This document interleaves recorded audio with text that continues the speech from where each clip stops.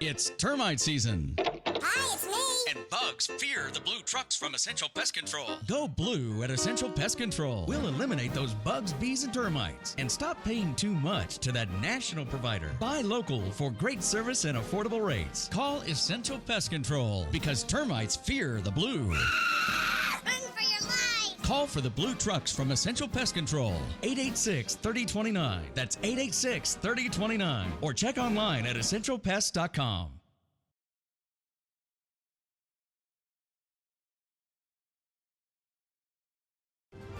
This is Eb Wilkinson with Wilkinson Wealth Management, where we manage money for gun owners. What does it mean to retire comfortably and remain comfortably retired? It means designing a plan that allows you to do the things you want to do, outpace inflation, and never run out of money in your lifetime.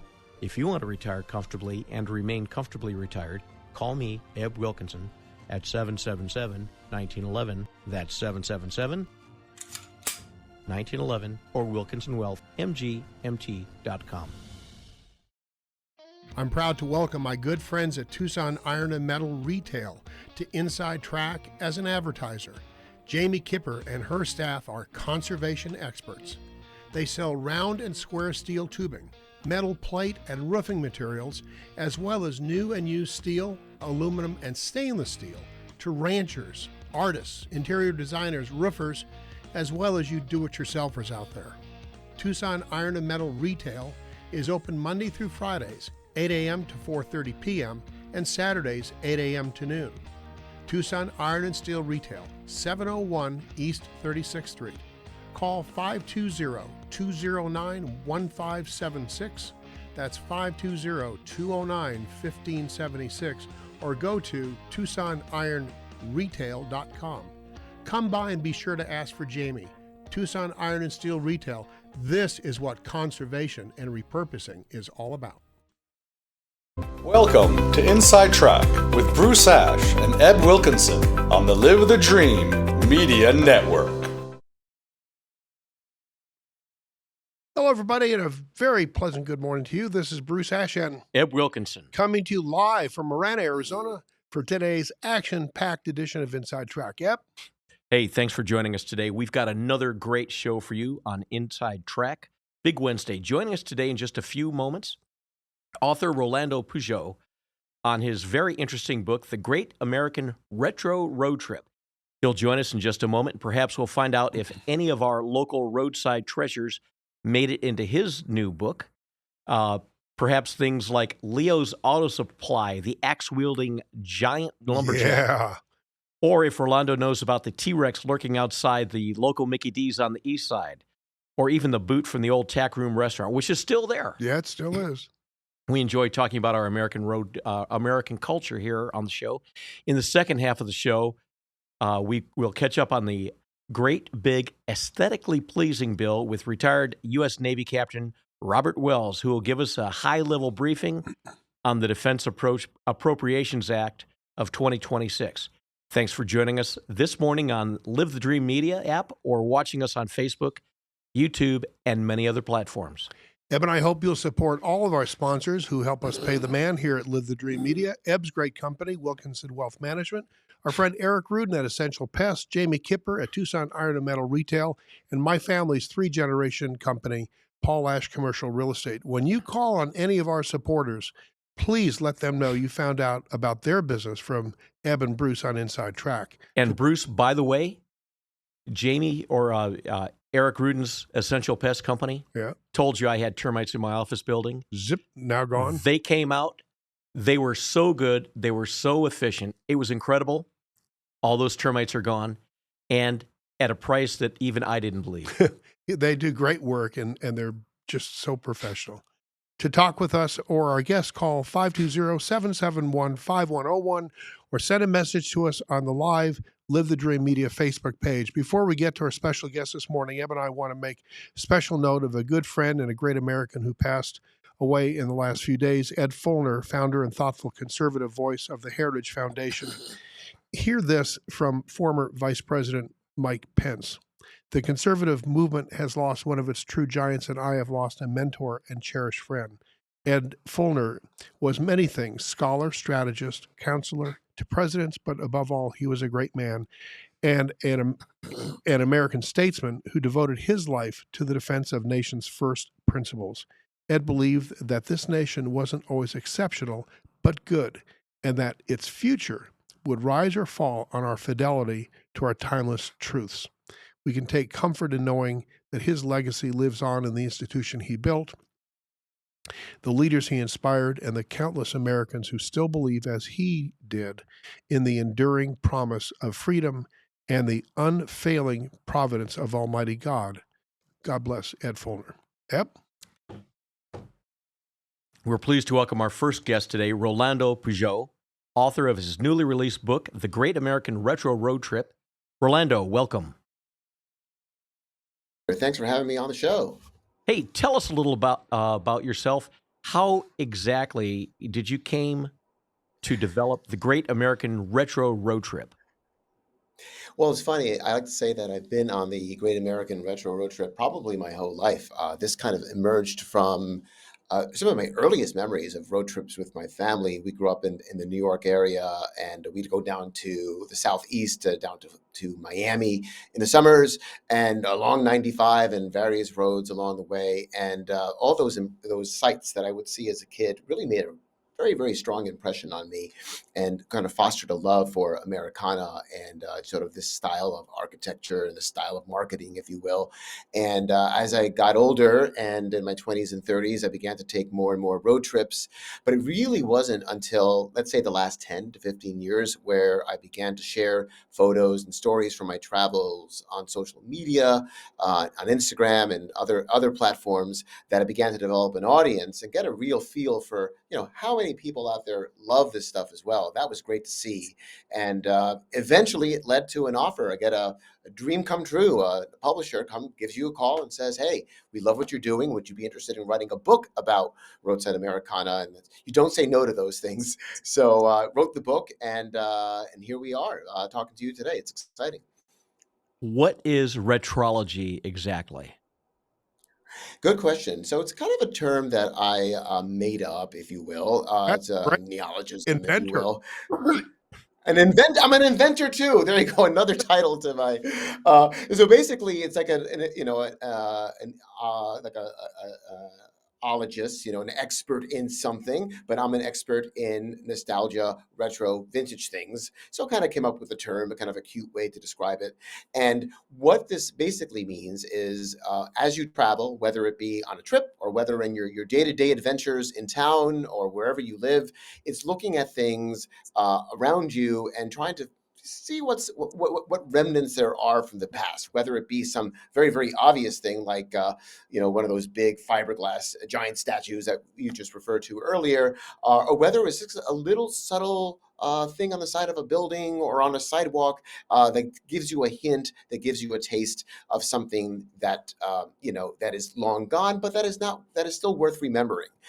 It's sort of looking for layers of history all around you. It's kind of like putting on these little spectacles, if you will. And I think it can add texture and interest to, whatever you do when you're walking around, whether it be, again, your day-to-day travels or when you're actually on a trip somewhere.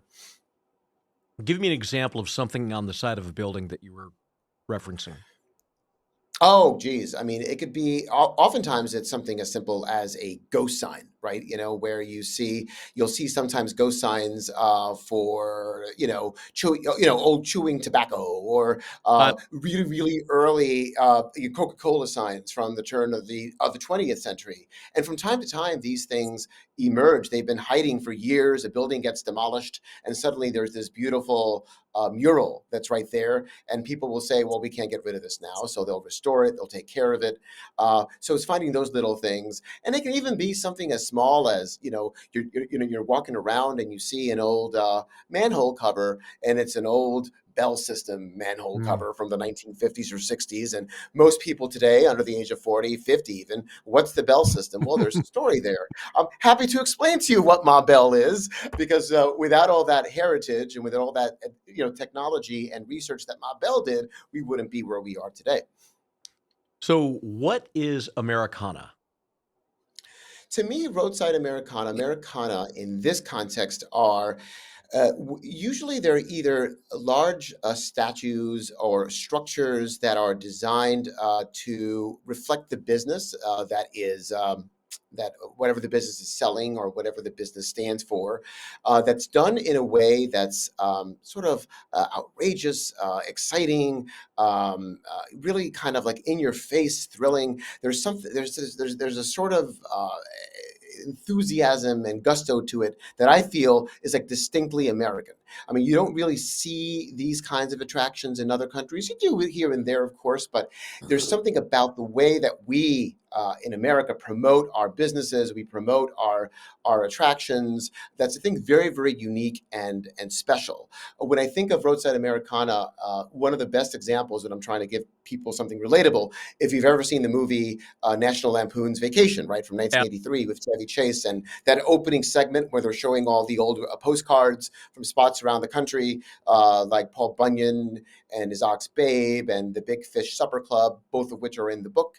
I think those are like good examples of that kind of larger than life architecture and design that's really meant to compel you to pull over, take a picture, and ideally, these businesses are trying to run a business, go inside, spend a few dollars, and share it with other people. And that's kind of what I'm trying to do here: bring awareness to these places and remind people that they are out there. Yeah, kind of like The Thing here in Southern Arizona. That's right. Like The Thing, exactly. Which Did you I've visit been. the thing? I visited The Thing.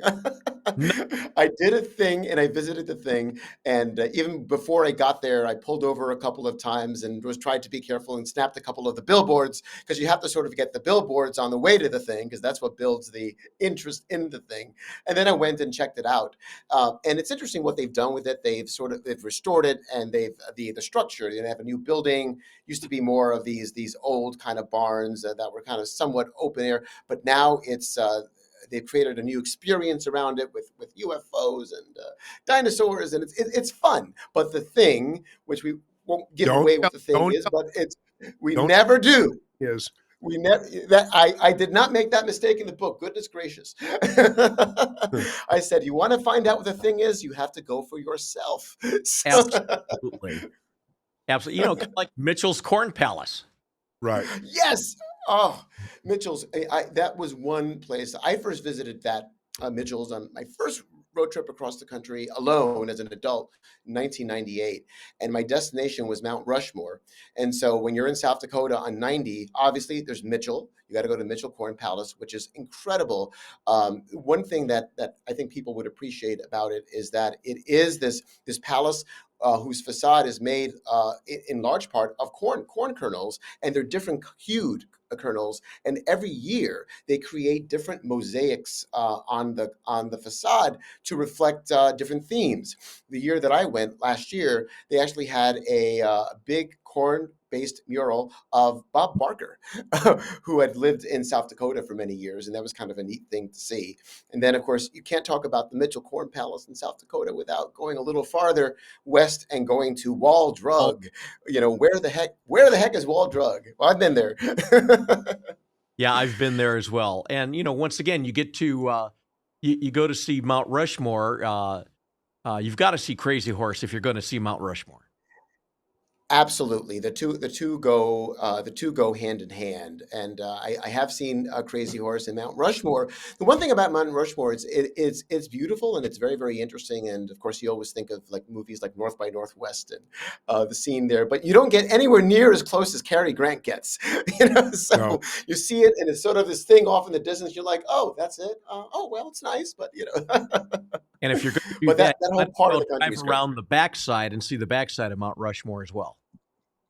That's right, exactly. That's another approach. If you really want to be, if you're like a Mount Rushmore completist, that's another way to go too.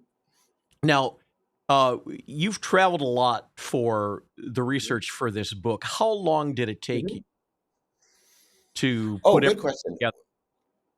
Put everything together. Well, in a How way, long I've been working on this book. Let's go there. Oh, absolutely. So when I had the contract in hand to write the book, I'd already done a considerable amount of the travel, and I felt perhaps that I had enough. But then, as I began to do more research and put together what the itinerary would be from coast to coast, I began to say, "Oh no, no, no! I want to get here. I want to get there. I haven't.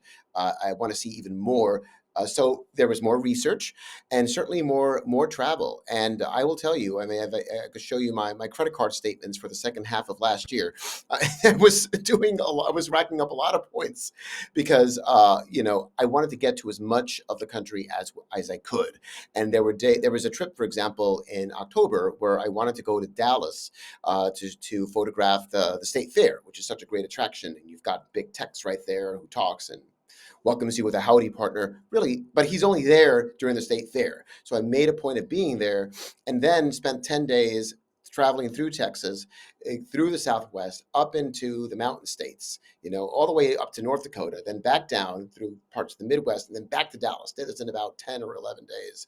And I probably racked up about 10,000 miles on the odometer. So when I get back to the car return, they were like, "Where were you? What did you do? You put 10,000 miles on this car." And I'm like, "Well, it's unlimited, right? It's unlimited."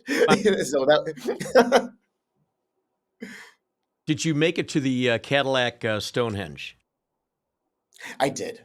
I've been there. In fact, I went there many years earlier, back in 2013, on a road trip. I did a Prairie to Pacific trip along Route 66. So I saw most, if not all, of the Mother Road on that 110-day trip, and that is quite a sight there in Amarillo. And then nearby, there's also something similar called the Slug Bug Ranch, which is composed of Volkswagen Beetles that are tucked in there in a little sandy tomb, if you will. And those are kind of interesting as well. Right by, the Big Texan, which is, of course, we're one of the great Route 66 stops, where if you're up to the challenge, you can consume a 72-ounce steak within an hour.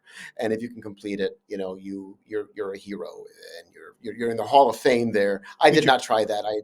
I do like steak, but not 72 ounces of it consumed in an hour. So it's like the Joy Chestnut of steak eating. Exactly. New places have you heard about from audiences now that you've been doing, bookstore kind of interviews? Mm-hmm. What kind of questions have you heard from the audience members for your next research projects? Oh, that's a great question. I've been hearing most of it tends to be along the lines of, "Have you been here? Have you been there? Are you aware of this?" And more often than not, I am, but sometimes I'm not. So many of the places that I visited in the book are based on tips that I got from readers who would send me a DM and say, "Hey, if you next time that you're in Houston, make sure to go here.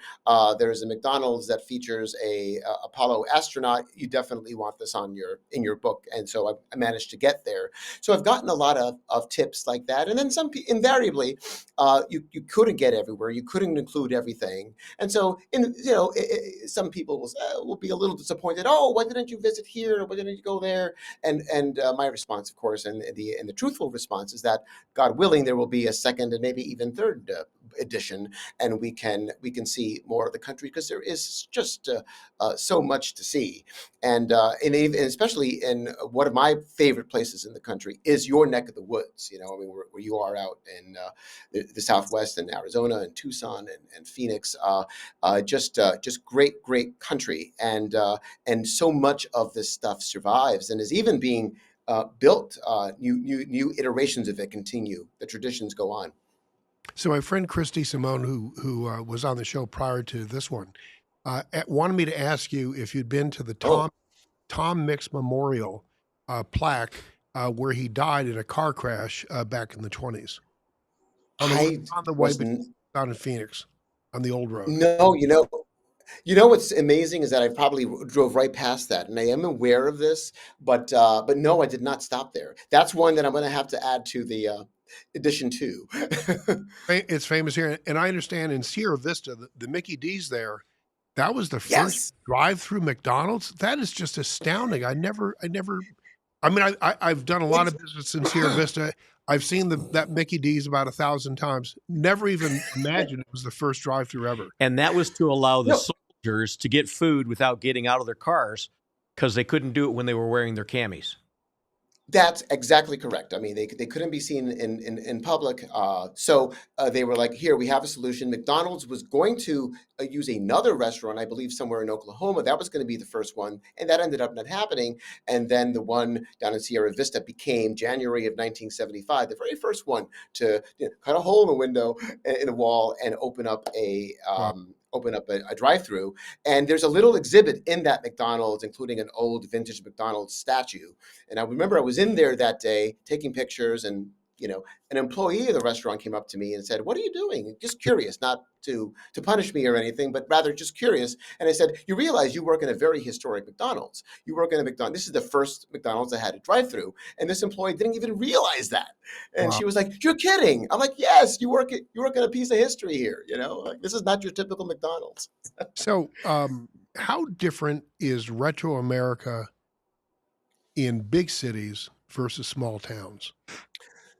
Ooh, that's a good question. I think in big cities, it tends to manifest in slightly different ways. For example, in small towns, and certainly along the road, oftentimes you'll see these buildings, these extraordinary buildings, like the big teacup or the big tea kettle, or the big duck. These form follows function buildings or big statues. Whereas in cities, because it's the very nature of cities and are more compressed in a street grid. I'm more drawn to, and you'll see more examples of vintage storefronts that will have beautiful neon signs, whether they be right over the door or a projecting sign, or one that has some interesting illumination that has a pattern to it. You'll see examples like that, or you'll even see things that are attached to buildings, whether perhaps even the top of buildings. Like here in New York City, we've got the Money building that has on top of it, there's a little weather station, weather star, that gives you like the weather forecast based on how it illuminates. Chicago has, and I mentioned this in the book, has the weather bell that will give you the weather based on what kind of colors the bell is flashing. So cities can be even more challenging because cities change more quickly. There's a lot of turnover. So you have to have a bit more of a sharper eye. You got to be kind of looking out for it a little bit more.